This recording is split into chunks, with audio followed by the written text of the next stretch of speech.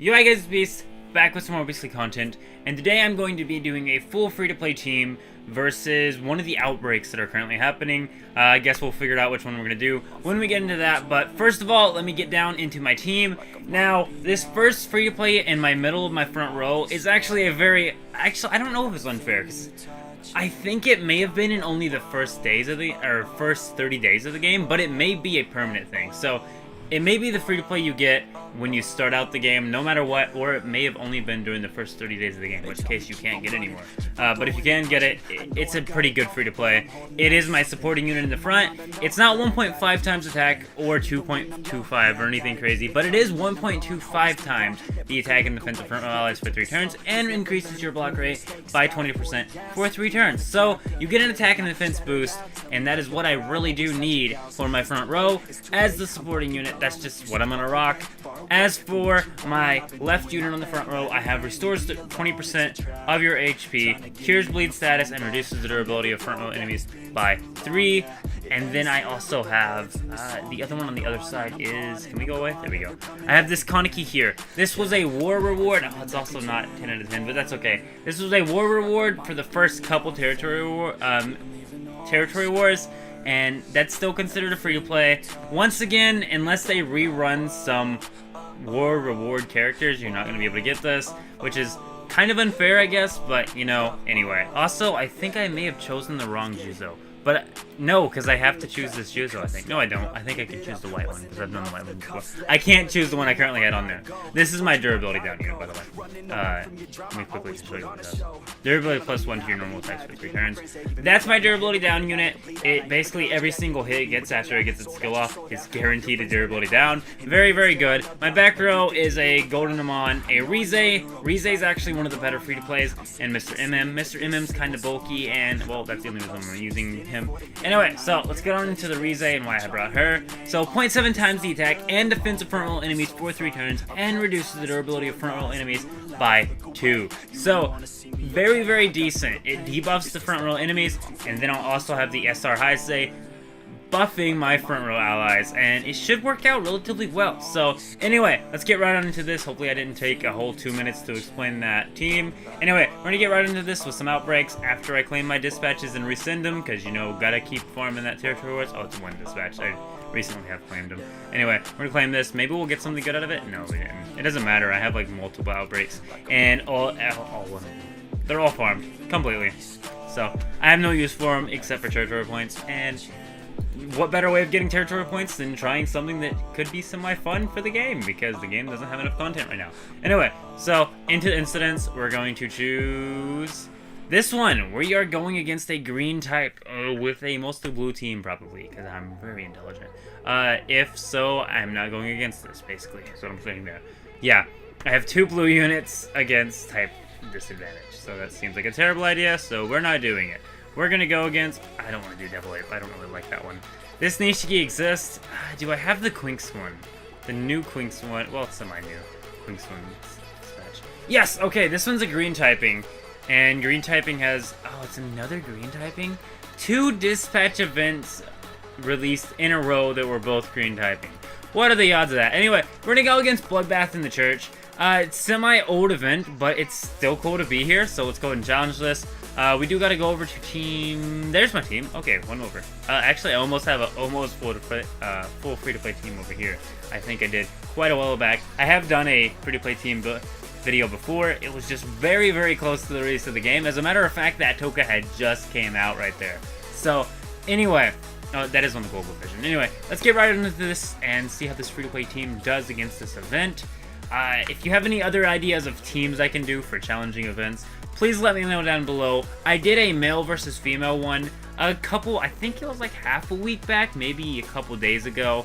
I'm not quite sure, but anyway, I did that. If you do want to go ahead and check that out, that would be amazing. It's overall a very, very nice video, and it uses all Fez and special units mostly, and some premium on the female side. Anyway, go check it out. It's pretty interesting. So let's get right on into this. Like I said, I don't think this will be too hard, but first things first, what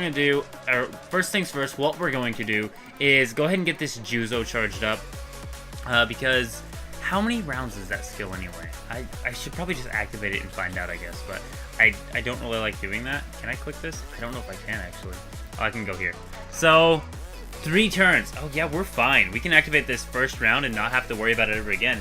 We won't need to get a skill off on this unit, period. Which is very, very nice because our attack debuff unit would actually interfere with it if we did do so. So, this Heisei, I do believe, is also 3 rounds. Well, it could only be 2 rounds. Yeah, 3 turns. So, we literally have to activate the Heisei, throw him in the back. That's what's happening with this SR Heisei. So, there we go. There's our attack defense and our guard up, actually, though it doesn't really matter that he got guard up because, you know, yeah. Anyway, we're going to throw the Rize up here and let the Rize finish off this right here. This is actually quite an interesting team. I really do like how this team's going because it's causing me to think. And this is something this game does not do a lot. Anyway, so first things first, we're going to get everyone the most attack off as they can. And as you can see, Rize is just not doing any damage there. I don't know if that's because of a break or what. What's Rize's attacks, actually? 730, so quite a bit lower than everyone else, but it's still not that low. It shouldn't be doing 30. Anyway, this is our durability down unit, so we do have to go ahead and cause our break there. Very, very nice. The Rize is actually going to chill up here with the skill and not use it yet. This Kaneki's actually going to get his skill off. He should be able to do some decent damage here. And then we're going to use the rest of the AP and probably switch over to Mr. MM because, well, Mr. MM is amazing and I have nothing but respect for Mr. MM. Anyway, we're going to use the Juzo now. Activate that skill again so we're no way in any form worried about the durability +1 going away now. We'll switch back over to Mr. MM, who only has a very, very low amount of AP, which seems to be the thing for Tsukuyomi cards of 6. The other Tsukuyomi cards have more AP than that, but it seems to be an average thing just to give Mr. MM a huge shaft on the amount of AP that he has. Anyway, we are now on the 3rd round, so let's see what goes on here. So, anyway, here's the main thing here. We have a durability unit that can basically just instantly get durability down. We are going to use this Rize. We're going to get that attack debuff on, or attack and defense debuff on the enemies there. The Toka only has 2 AP left, so I suppose the thing to do is just to go after this Kaneki as much as we can. And my Kaneki actually... Ooh, we gotta chill. Switch. I didn't mean to break yet. I meant to get as much damage off there without breaking. So, Kaneki's gonna go ahead and get some more attacks off here, I suppose. Okay, that's only 2 AP left. I don't think this Kaneki reduces durability, though we could have won it against the other Kaneki. 9 attacks, 1 AP left on the Toka here, so I can go ahead and use all of Juzo's AP actually on this Kaneki. We're going to switch over to Mr. MM now, and we are going to take him against, actually, we need to get a break here. So, Mr. MM, go ahead and show us what you can do. I hope you have 2 attacks in your skill somehow. 5 times! He has 2 attacks. Alright, there we go. There is now a break. We can go ahead and get Juzo charged up and go ahead and activate Juzo's thing again. Though the good thing is I do believe Rize is close to getting her skill off, so we are 100% fine here. Juzo's just going to get all but 2 attacks, just so we have backup AP there. All but 2 attacks off, and then we're going to save them for Nishiki in the middle. Mr. MM's going to go ahead and get replaced by my Kaneki. The Rize is going to activate her skill now, and once again, this is actually semi-difficult, or at least it requires thinking. Also, I forgot that Rize does durability down by 2, which is fine though. We're still doing what we can here. So, Kaneki's getting his attacks off here. We're actually going to have to go in another round, which means we're going to have to... thankfully, not activate the Juzo, because the Juzo is 100% fine here. Hopefully there's nothing too crazy that goes on during this round, though there actually could be. So, we will have to go ahead and actually pull up our Heisei from the back row there, which is fine if Rize ties in that way, then.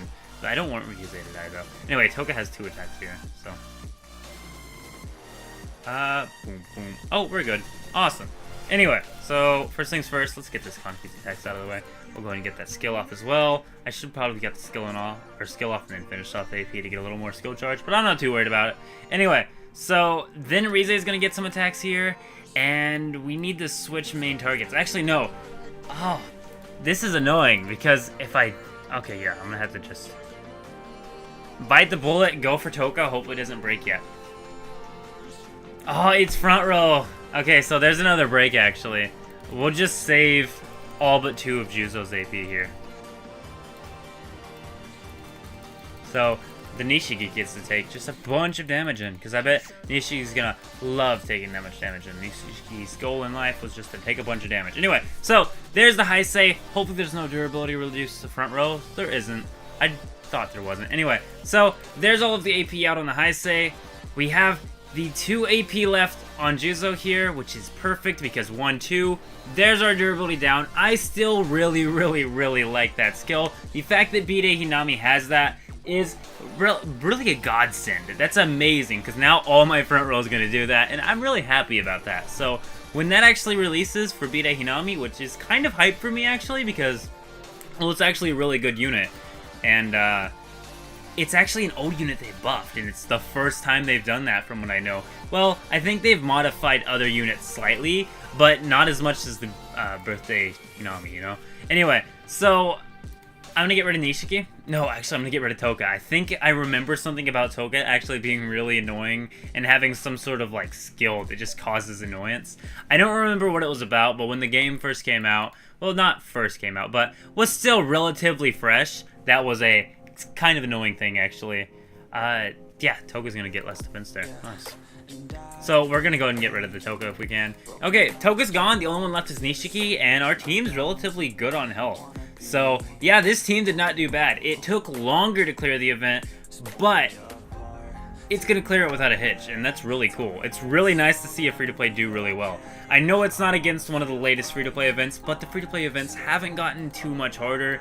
The only one I've seen so far that's kind of gotten hard, and there's a durability down accidentally. Oh well, I think we're actually gonna finish this off with the beautiful boy. Rize's gonna get some stuff in though, because I want that attack and defense debuff.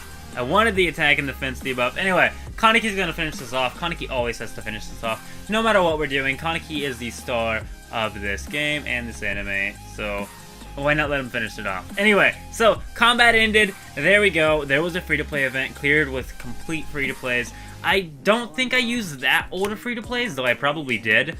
I think I only use free-to-plays that I've done videos over, so that's a good thing. Actually, yeah, no, these are really old free-to-plays. Every one of these is really old free-to-plays. But on the right side, Rize came back recently. That Kaneki's never going to come back unless we have territory war or rewards repeats, or they get stuck in the RC shop. That would be really cool to see old territory war rewards characters get stuck in the RC shop. Even if it was like 20k RC points, it would still be very useful, especially for Kane after After Kanai goes away, people are going to want to get one more dupe, maybe 2 more dupes, so they can finish off the Kanai and get it 100% without stimulants. Though I'm probably still going to use stimulants for that final dupe, because there's no way I'm getting in the top 50. Anyway, that was my free-to-play team. If you have any ideas for other videos, let me know. But yeah, overall I don't think that did too bad. I kind of want to 10 out of 10 this guy because he's really no joke. I actually don't think I have an Is It Worth the Grind over him because he's not a grind. I mean, he was, but you can't currently get him, and his event's probably not going to return because his event was actually a Territory Wars reward. But anyway, I do believe that's all for now. If you have any other ideas of teams I can use, leave them down below. But yeah, I kind of like this, actually. It's kind of cool checking out the game and challenging stuff with specific teams. If there was leader skills, this would be done like a normal thing, but there's no leader skills in this game. But I'm out. See yas.